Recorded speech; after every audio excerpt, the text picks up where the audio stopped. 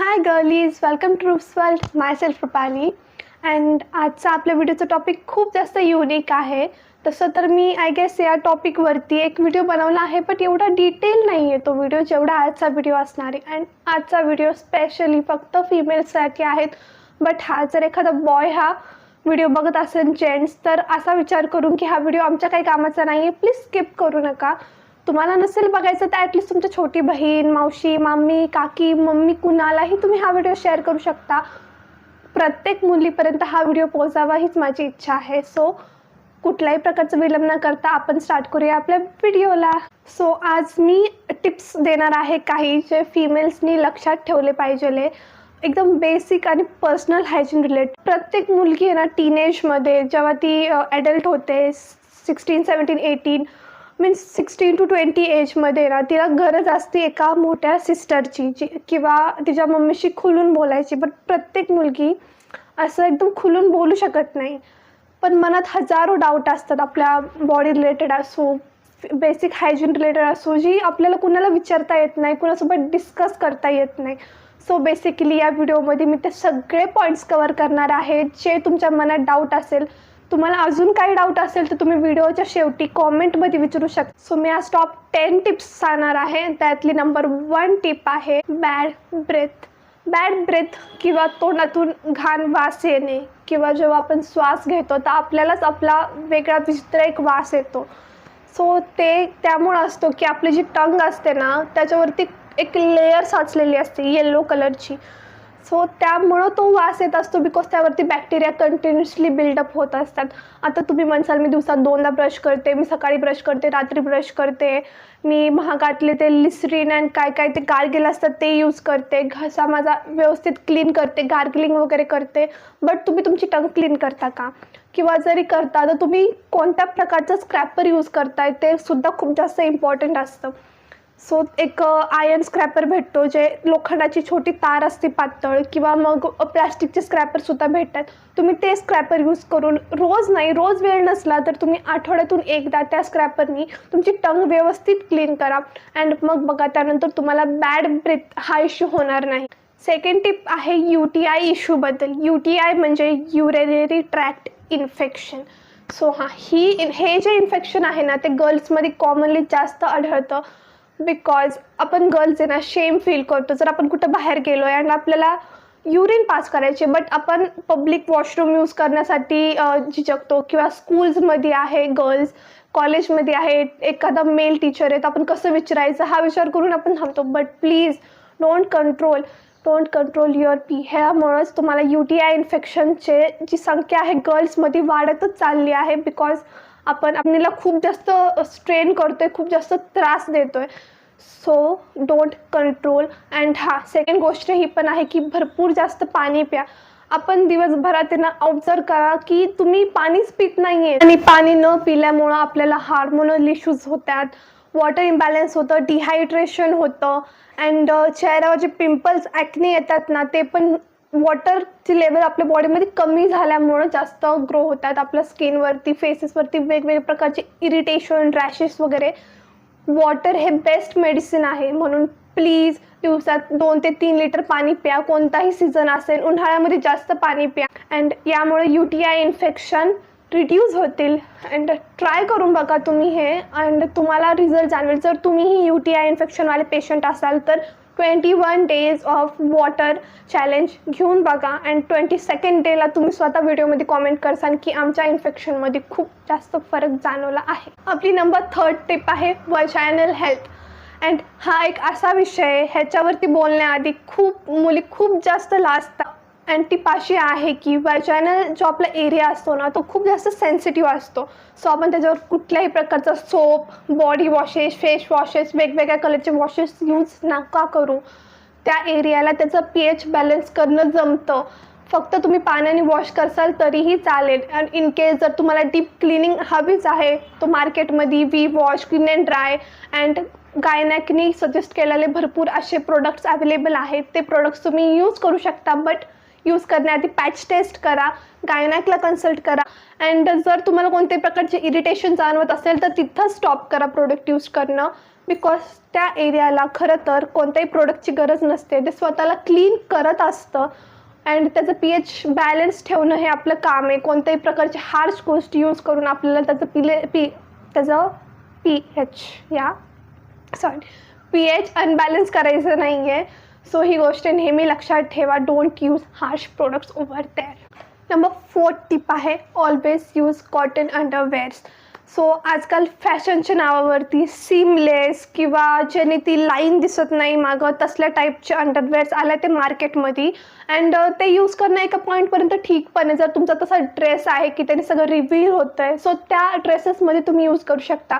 But आजकाल मुली daily यूजमध्ये पण सिल्कच्या किंवा वेगळ्या फॅब्रिकच्या अंडरवेअर यूज करतात. सो ते तसं करू नका. कॉटनच्या ब्रीदेबल अंडरवेअरचंच यूज करा. त्यामध्ये तुमची स्किन ब्रीथ करू शकते.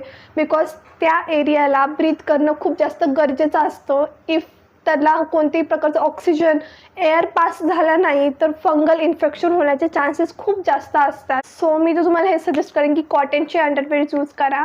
अँड एक छोटीशी टिप, पण लोक हसतील यावरती, बट गर्ल्ससाठी हे खरंच जाणून घेणं खूप जास्त इम्पॉर्टंट आहे. जेव्हा रात्रीची वेळ आहे ना, तुम्ही तुमचे गारमेंट्स रिमूव्ह करून झोपू शकता. बिकॉज रात्रभर तसंही तुम्हाला कोण बघणार आहे. अँड तुम्हाला कम्फर्टेबल फील होईल. अँड आपल्या बॉडी पार्ट्सला ब्रीथ करण्याची खूप गरजेचं आहे. त्यामुळंच आपण ते इन्फेक्शन टाळू शकतो. सो विदाऊट गारमेंट्स तुम्ही रात्रीचं झोपू शकता. नंबर 5 टिप आहे bikini wax. So bikini wax करणं का गरजेचं आहे? सर्वात पहिली गोष्ट तर खरं तर गरजेचं नाही आहे, बट जर ग्रोथ खूप जास्त असेल आणि तुम्हाला खूप डिस्कम्फर्ट फील होत आहे ना, तर तुम्ही थोडी ट्रिम करू शकता. अशी एखादी सिच्युएशन आहे की तुम्हाला करायचंच आहे वॅक्स, सो तुम्ही go for bikini wax.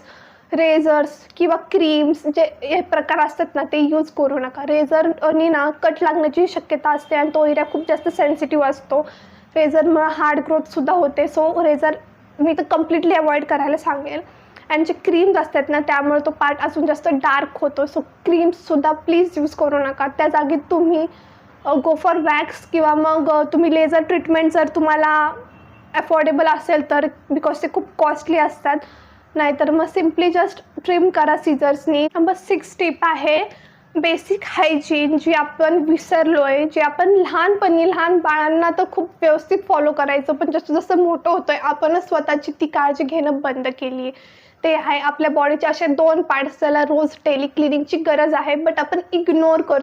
So tip अशी आहे की एक टॉवेल घ्यायचा, त्याला थोडंसं ओलं करायचं कोमट पाण्याने आणि कानाच्या मागे व्यवस्थित क्लीन करून घ्यायचं. सेम तुम्ही तुमच्या बेबीसाठी फॉलो करू शकता. नंबर 7 टिप अशी आहे की आपण जे आपले पिलो कवर्स असतो, बेडशीट असतं, ते बॉयज असो किंवा गर्ल्स असो, हे दोघांना रिलेट होईल. ते आठवड्यातून 2 ते 3 वेळा वॉश केलं पाहिजे, 2 वेळा चेंज केले पाहिजे. बेडशीट जरी वीकमधून एकदा वॉश केली तरी जे पिलो कवर्स असतात, ज्याच्यावरती तुम्ही डोकं ठेवून मस्त गाढ झोपताना, त्यावर किती जर्म किती डर्ट असतं तुम्हाला माहिती आहे का? तुम्ही नाईट स्किन केअर रोज करत असाल, मस्त चेहऱ्याला वेगवेगळे स्टेप्स करता अँड तसंच तुम्ही झोपता. नेक्स्ट नाईट परत तुम्ही स्टेप्स करता, तसंच झोपता. असं तुम्ही जेव्हा 3-4 वेळा करता तर ते तुमचं स्किन केअरचं सगळं प्रोडक्ट त्या उशीच्या कवरला लागलेलं असतं अँड तुम्ही तसंच झोपता.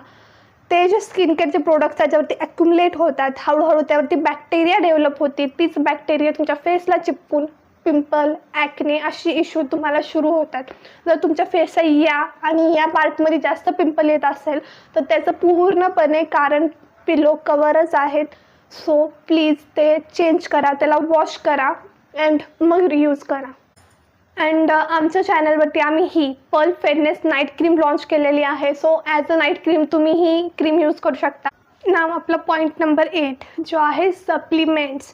एका एजनंतर, म्हणजे असं नाही म्हणते की परत तुम्ही म्हाताऱ्या झाल्या ते किंवा लहानपणापासून तुम्ही यूज करा, बट एका पॉईंटनंतर तुम्हाला सप्लिमेंट्स घेणं गरजेचं असतं. कारण की जी गर्ल्सची बॉडी असते ना, ती खूप गोष्टी सफर करत असते. जसं की पिरियड्स असू, वेजनाईल डिस्चार्ज असू, बाकीचे काय हार्मोनल इश्यूज, काहींना PCODचा त्रास असतो. बऱ्याचशा गोष्टी गर्ल्सची बॉडी सफर करत असते. किंवा जर प्रेग्नेंट असाल तर लॅक्टेशन वगैरे भरपूर गोष्टी असतात. सो सप्लिमेंट्सची बॉडीला खूप गरज असते. तुम्ही तुमच्या डर्मॅटला विचारून स्किनसाठी सप्लिमेंट्स घेऊ शकता किंवा तुमच्या डॉक्टरला कन्सल्ट करून तुमच्या बॉडीमध्ये कोणती डिफिशियन्सी आहे, काहींना कॅल्शियम, मिनरल्स, विटॅमिन, भरपूर प्रकारच्या डिफिशियन्सी आजकाल वुमन्समध्ये जास्त प्रमाणात दिसतात. त्यासाठी तुम्ही सप्लिमेंट्स घेऊ शकता. हां, जर तुम्ही नॅचरल गोष्टी यूज केल्या जसं की आवला फॉर विटॅमिन सी किंवा बीटरूट, कॅरोट ह्याचे ज्युसेस वगैरे, बट आपल्याला त्याची टेस्ट आवडत नाही म्हणून आपण ते घेत नाही. सो त्या जागी तुम्ही लिमकीच्या विटॅमिन सीच्या टॅबलेट्स किंवा मग युगेम सीच्या विटॅमिन सीच्या एफेर्वेसेंट टॅबलेट्स यूज करू शकता. अँड हे विटॅमिन सी नॅचरली तुमच्या स्किनमध्ये म्हणजे बॉडीमध्ये बूस्ट करतं, तुमची इम्युनिटीसुद्धा बूस्ट करतं असं. किंवा मग नॅचरलमध्ये आहेत जिंजर आवला शॉर्ट्स वगैरे, हे सगळं यूट्यूबला भरपूर डाएट रेसिपीज आहेत. तुमची स्किन ग्लो करण्यासाठी तुम्ही ते घेऊ शकता. किंवा मग कॅल्शियम डिफिशियन्सी असेल तर 40+ किंवा 35+ वुमन्सनी कॅल्शियमचे टॅबलेट्स घ्यायलाच पाहिजे. अँड जर तुम्हाला हेअर फॉल इश्यू असेल तर फॉलिकेअरचे टॅबलेट्स तुम्ही घेऊ शकता. अँड मी असंच सजेस्ट करत नाही आहे, मी स्वतः एक मेडिकल स्टुडंट आहे, फार्मसिस्ट आहे. सो त्या बेसवरतीच मी टॅबलेट्सची नावं तुम्हाला सजेस्ट करते आहे. पॉईंट नंबर 9 आहे पिरियड्स. जो वर्ड ऐकल्यानंतर मुली लगेच रूममध्ये पळून जातात लाजून, बट ह्याच्यामध्ये लाजण्यासारखं काहीच नाही आहे. ही एकदम नॅचरल प्रोसेस आहे तुमच्या बॉडीची. ॲक्च्युली तुम्ही प्राऊड झालं पाहिजे, प्राऊड फील केलं पाहिजे स्वतःवरती की तुम्हाला ही गोष्ट देवाने दिली आहे.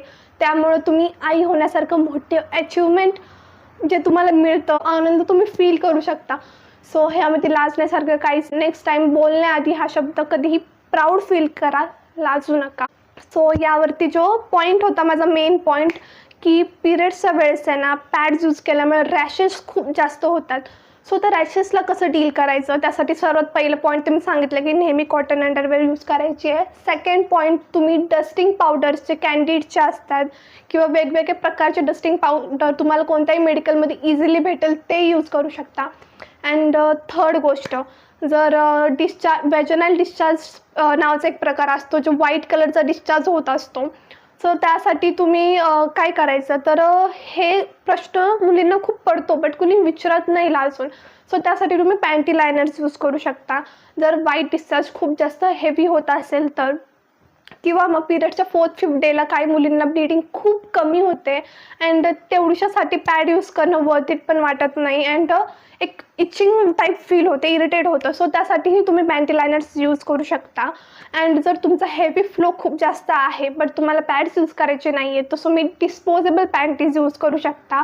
अँड विस्परच्या, कार्मसीच्या अशा वेगवेगळ्या ब्रँडचे पिरियड्स पॅन्टी अवेलेबल आहेत. अँड जर डिस्पोजेबल नाही तर तुम्ही युजेबल म्हणजे तुम्ही रियूज करू शकता असे कॉटनचे पिरियड पॅन्टीसुद्धा वेगवेगळे ब्रँडचे अवेलेबल आहेत, ते तुम्ही यूज करू शकता जर तुम्हाला स्वतःची पॅन्ट्स वॉश करण्यामध्ये काहीही लाज वाटत नसेल किंवा अनकम्फर्टेबल फील होत नसेल तर. अँड इन केस तुम्हाला ह्यातलं काहीच करायचं नाही आहे, सो टॅम्पॉन्स, मेन्स्ट्रुअल कपसारख्या प्रोडक्ट्ससुद्धा मार्केटमध्ये अवेलेबल आहेत, तुम्ही तेही यूज करू शकता. बट बेटर मी तुम्हाला सांगेल की मेन्स्ट्रुअल कप्स अँड टॅम्पॉन्सच्या नादी लागू नका. तुम्ही पॅड्स किंवा मग युजेबल किंवा डिस्पोजेबल पॅन्टीज यूज करू शकता. अँड अफोर्डेबल आहे. तुम्ही जर एक कॉटनची अंडरवेअर जी पिरियड पॅन्टी आपण म्हणतो ती घेतली तर ती 2 वर्ष तुम्ही आरामशीर यूज करू शकता वॉश करून. सो बजेटमध्ये बसण्यासारखं आहे. नंबर 10th पॉईंट आहे वजायनल टार्क. मी ना गुगलचं एक छोटंसं ऑडिट करत होते, त्याच्यामध्ये मी सर्च केलं की या ज्या सगळ्या टॉपिक आहे या रिलेटेड कोणत्या गोष्टीला, कोणत्या टर्म्सला जास्त सर्च केलं जातं. तर त्याच्यात मला हे जाणवलं की वेजायनल लाईटनिंग या गोष्टीला, म्हणजे वेजायनल लाईटनिंगच्या काही क्रीम्स आहेत का, या गोष्टीला खूप जास्त गुगलवर सर्च केलेलं गेलं आहे. अँड त्यावरती मी असं सांगेल की असल्या गोष्टींमध्ये पैसे फुकट वाया घालवू नका. बिकॉज कोणताही असा पूर्ण जगात प्रोडक्ट नाही आहे जे तुमच्या वजायनल एरियाला व्हाईट करू शकतं, लाईट करू शकतं, ब्राईट करू शकतं.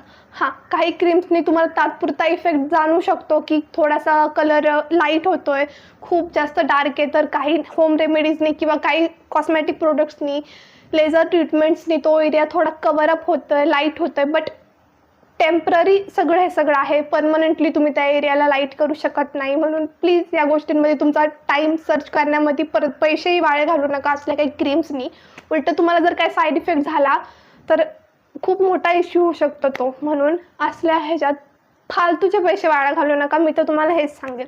अँड आपली लास्ट टिप जी ही एक्स्ट्रा टिप आहे, तसं तर मी फक्त 10 टिप्स देणार होते, बट ही 11th वाली माझ्यातर्फे टिप आहे. जी लोक शेवटपर्यंत व्हिडिओ बघतात त्यांना काहीतरी बोनस दिला पाहिजे ना, त्यासाठी ही टिप आहे आपली मेंटल हेल्थसाठी, जी स्पेशली वुमन्ससाठी आहे.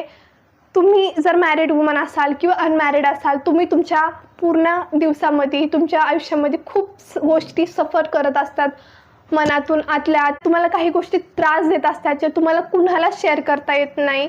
अँड काही गोष्टी अशा असतात की तुम्ही तुमच्या नवऱ्याला, बॉयफ्रेंडला किंवा मम्मी पप्पा कुणाला शेअर करू शकत नाही. त्या गोष्टी तुम्ही आतल्या आत सहन करत असता. तर या गोष्टींसाठी मी तुम्हाला मेंटल हेल्थ सुधारण्यासाठी ही लास्ट बोनस टिप देते आहे. जर्नलिंग स्टार्ट करा. जर्नलिंगना खूप खूप जास्त हेल्प मिळते आपल्या मेंटल इश्यूजला डील करण्यासाठी. जर तुम्ही दिवसभरात काय केलं किंवा सकाळी उठलं, सर्वात आधी तर जर्नलिंगमध्ये ग्रॅटिट्यूड की तुम्हाला दुसरा दिवस बघण्याची अपॉर्च्युनिटी देवाने दिली आहे. बिकॉज बऱ्याचशा लोक अशा असतात ज्यांची रात्री झोपेतच डेथ होते. हा खूप सेन्सिटिव्ह विषय आहे. म्हणून तुम्ही पहिले ग्रॅटिट्यूड द्या देवाला की थँक्यू, माझे डोळे उघडले आणि मी हा दुसरा दिवस बघू शकते. अँड देन दिवसभरात तुम्ही काय करायचं आहे त्याची एक टू डू लिस्ट प्लॅन, ह्यासाठी एक वेगळा प्लॅनर भेटतो, ते तुम्ही प्लॅन करू शकता. अँड मग दिवसभरात तुम्ही तुमच्या फिलिंग्स, जे तुम्हाला इमोशन्स जाणवले, तुम्ही किती हसला, किती रडला, कोणती गोष्टीने तुम्हाला हर्ट केली किंवा कोणती गोष्टी तुम्ही खुश झाल्यात, ह्या सगळ्या गोष्टी तुम्ही लिहू शकता त्यामध्ये जर्नलिंगमध्ये. नंतर रात्रीचं परत एक ग्रॅटिट्यूड जर्नल तुम्ही लिहू शकता की आजचा दिवस जो पण गेला आहे त्याच्यात ज्या चांगल्या गोष्टी घडल्यात त्यांना युनिवर्सला थँक्यू बोलण्यासाठी. सो असं एक तुम्ही ग्रॅटिट्यूड जर्नल करू शकता. जर तुम्हाला कोणता त्रास होतो आहे तर तुम्ही त्याच्यामध्ये लिहू शकता. पहिली गोष्ट तर तुम्ही मनात घुटमडू नका, दुसऱ्यांना शेअर करा. अँड किंवा मग तुम्ही एखादं अननोन आय डीवरनं, जर तुम्हाला आय डी रिव्हील करायची नसेल तर तुम्ही माझ्या व्हिडिओच्या कॉमेंटमध्येही शेअर करू शकता. मी नेहमी रेडी आहे तुमच्या गोष्टी ऐकून घेण्यासाठी. जर तुम्हाला काही दुःख आहे, काही प्रॉब्लेम्स आहेत, तुम्ही या व्हिडिओवरती कोणत्याही व्हिडिओवर कमेंट करू शकता. मी असं विचार करणार नाही की हा कोणता रिलेटेबल टॉप व्हिडिओ आहे आणि लोक या व्हिडिओवरती असं का कमेंट करतात, ते मी अजिबात जज करणार नाही. तुम्ही कधीही करू शकता मला मेसेज किंवा माझं इन्स्टा आय डी आहे @rupu-99. यावरती तुम्ही मला DM करू शकता, काही इश्यूज शेअर करू शकता. अँड जर्नलिंग करणं अजिबात विसरू नका. अँड लास्टला मी एवढंच बोलेल की दिस इज ऑल अबाउट व्हिडिओ. जर व्हिडिओ तुम्हाला आवडला असेल, हेल्पफुल वाटला असेल, इन्फॉर्मेटिव्ह वाटला असेल, कुठलाही पॉईंट तुम्हाला रिलेट झाला असेल, सो प्लीज व्हिडिओला लाईक करा, कॉमेंट करा, शेअर करा, सबस्क्राईब करा. कोणते जेंट्स हा व्हिडिओ बघत असाल, तुमच्या बहिणीला किंवा बहिणीला, गर्लफ्रेंडला, कुणालाही तुम्ही हा व्हिडिओ, बायकोला शेअर करू शकता. तिला मोटिवेट करा व्हिडिओ बघण्यासाठी अँड कॉमेंट करण्यासाठी. जर कुणाला तुमच्या ओळखीमध्ये एखाद्या मुलीला, फ्रेंडला असा काही प्रॉब्लेम असेल जी मेंटली स्वतः ती सहन करते, सो तिला हा ग्रॅटिट्यूड जर्नलिंगवाला हा सोल्युशन नक्की द्या. अँड काही प्रॉब्लेम्स असेल तर तुम्ही कॉमेंटमध्ये मला शेअर करू शकता. मी ओपन आहे नेहमी तुमचे प्रॉब्लेम्स ऐकण्यासाठी. अँड व्हिडिओत काही तुम्हाला आवडलं नसेल तर त्यासाठी सॉरी. जर काही चुकीने मी काही वेगळं बोलले असेल जे आपल्या सो कॉल्ड समाजला ॲक्सेप्टेड नसतं, त्यासाठी सॉरी. अँड बऱ्याचशा काही लोक म्हणतील की हिला लाज नाही वाटत का अशा विषयांवरती मुली मोकळेपणे कसे काय बोलतात ते. सो तो तुमचा प्रॉब्लेम आहे, मला नाही वाटत लाज, मी निर्लज्ज आहे. So this is all about video. Bye guys, भेटूया नेक्स्ट व्हिडिओमध्ये.